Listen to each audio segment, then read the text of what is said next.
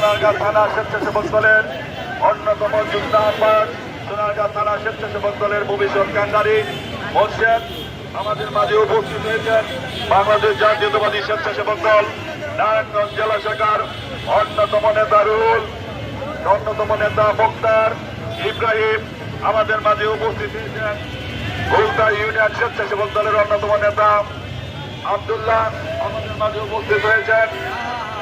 নারায়ণগঞ্জ জেলা স্বেচ্ছাসেবক দলের দপ্তর সম্পাদক আলানি আমাদের মাঝে উপস্থিত হয়েছেন। নারায়ণগঞ্জ জেলা স্বেচ্ছাসেবক দলের নেতা মনু, মিজান, ফারুক, স্বেচ্ছাসেবক দলের বিভিন্ন ইউনিট থেকে আগত নেতৃবৃন্দ, আমি আমার ব্যক্তিগত পক্ষ থেকে বাংলাদেশ জাতীয়তাবাদী স্বেচ্ছাসেবক দল নারায়ণগঞ্জ জেলা শাখার পক্ষ থেকে আপনাদেরকে অভিনন্দন জানাই, শুভেচ্ছা জানাই।